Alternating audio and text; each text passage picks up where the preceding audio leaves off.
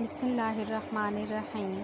قرآن پاک کی سورہ نمل میں حضرت سلیمان اور ملکہ سبا کا واقعہ موجود ہے، جو کہ نہایت دلچسپ اور سننے میں بھلا معلوم ہوتا ہے۔ حضرت سلیمان علیہ السلام بنی اسرائیل کے جلیل القدر بادشاہ اور نبی تھے۔ آپ کی حکومت انسانوں کے علاوہ جنوں، پرندوں اور جانوروں پر بھی تھی۔ ایک دن ہدہد پرندے کے ذریعے حضرت سلیمان علیہ السلام کو یمن کی ملکہ سبا کے متعلق اطلاع ملی، جو سورج پرست تھی۔ شیطان نے اسے اور اس کی قوم کو گمراہ کر رکھا تھا۔ آپ نے ملکہ سبا کو ہدہد کے ذریعے ایک خط بھیجا۔ ہدہد نے یہ خط ملکہ سبا کی گود میں اس وقت گرایا جب وہ خلوت کے عالم میں استراحت کر رہی تھی۔ کسی کو یہ علم نہ ہو سکا کہ خط کون لایا اور کس وقت دیا گیا۔ خط کی عبارت کچھ اس طرح تھی: یہ خط سلیمان علیہ السلام کی طرف سے ہے اور اللہ کے نام سے شروع کیا جاتا ہے، جو بڑا مہربان اور رحم والا ہے۔ تم کو سرکشی اور سربلندی کا اظہار نہیں کرنا چاہیے اور تم میرے پاس خدا کی فرمانبردار بن کر آؤ۔ ملکہ سبا نے یہ خط پڑھ کر اپنی روایت کے مطابق اپنے درباری امراء سے مشورہ کیا۔ انہوں نے کہا کہ ہم زبردست جنگی قوت اور طاقت کا مالک ہیں، ہمیں سلیمان علیہ السلام سے معروب ہونے کی کوئی ضرورت نہیں۔ فیصلہ کرنے کا اختیار انہوں نے ملکہ کو ہی سونپا کہ ملکہ ہی بہتر فیصلہ کرے، ہم اس پر راضی ہوں گے۔ ملکہ اپنی قوت اور طاقت سے بخوبی باخبر تھی، لیکن حضرت سلیمان علیہ السلام نے خط جس طرح اس تک پہنچایا تھا، اس نے ملکہ کو سوچنے پر مجبور کر دیا، اور اس نے عجلت میں کوئی فیصلہ نہ کرنے کا ارادہ کرتے ہوئے سلیمان علیہ السلام کو چند قاصدین کے ہاتھ تحفے بھجوائے۔ قاصدین کو بھجوانے کا ایک مقصد یہ بھی تھا کہ حضرت سلیمان علیہ السلام کی قوت و حشمت کا صحیح اندازہ لگایا جائے۔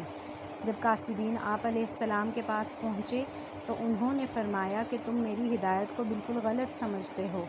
میرے حکم کی تعمیل کی جائے اور ان تحائف کو واپس لے جاؤ۔ تم ان تحائف کے ذریعے مجھے بہلا پھسلا نہیں سکتے۔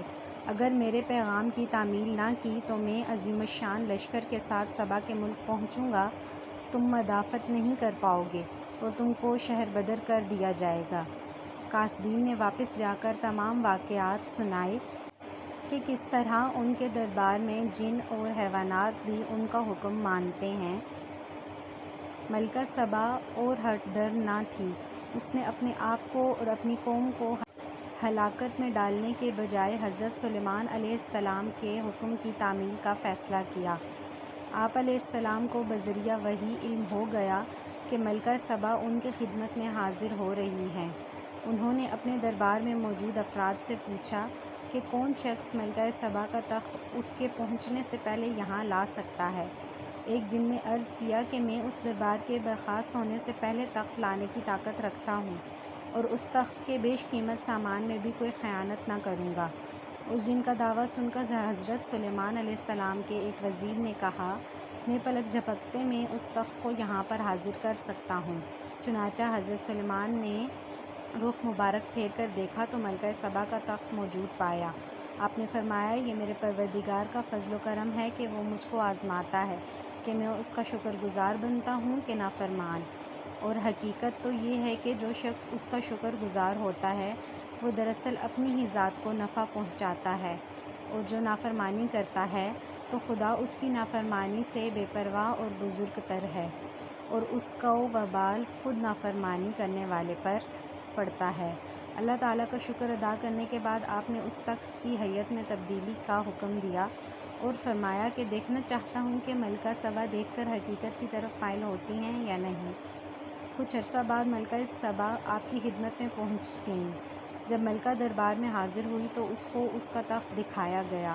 اس نے کہا کہ یہ میرے تخت کے جیسا ہی ہے۔ ملکہ نے کہا کہ مجھے آپ کی قوت اور طاقت کا پہلے ہی علم ہو چکا ہے، اس لیے مطیع و فرما بردار ہو کر حاضر ہوئی ہوں۔ اب تک ملکہ نے آپ علیہ السلام کی فرما برداری کا اظہار تو کر دیا تھا، جبکہ آپ علیہ السلام کا مقصد اس کو اللہ کا فرما بردار بنانا تھا۔ چنانچہ انہوں نے جنوں کی مدد سے ایک شاندار شیش محل تعمیر کروایا، جو کہ اپنی چمک دھمک اور آرائش و سجاوٹ میں بے نظیر تھا۔ اس میں ایک شاندار حوض تھا اور حوض کے ساتھ چمکیلا فرش تھا، ایسے دکھائی دیتا تھا کہ فرش پر پانی بہہ رہا ہے۔ ملکہ سبا سے کہا گیا کہ وہ کیسر شاہی میں قیام کریں۔ ملکہ کو اس کے لیے صحن سے گزرنا پڑا۔ وہاں سے گزرتے ہوئے ملکہ نے خیال کیا کہ صحن میں پانی ہے۔ اس نے اپنا لباس پنڈلی تک اٹھایا کہ پانی میں بھیگ نہ جائے، تو اس کو بتایا گیا کہ اس میں پانی نہیں ہے بلکہ یہ حوض کا عکس ہے۔ ایسی چیزوں سے اس کو احساس دلایا کہ یہ چیزیں اصل میں حضرت سلیمان علیہ السلام کو کسی اور ہستی کی طرف سے ودیعت کردہ ہیں، اور حضرت سلیمان علیہ السلام اس ہستی کو پہچاننے اور تسلیم کرانے کی دعوت دے رہے ہیں۔ شرمسار ہوئی اس بات کا خیال اللہ تعالیٰ پر ایمان لے آئی۔ اسلام قبول کر لینے کے بعد حضرت سلیمان علیہ السلام نے اس سے نکاح کر لیا اور بعد میں اس کو اس کے ملک جانے اور حکومت کرنے کی اجازت عطا کی، اور بعد ازاں اس سے وقتاً فوقتاً ملاقات فرماتے رہے۔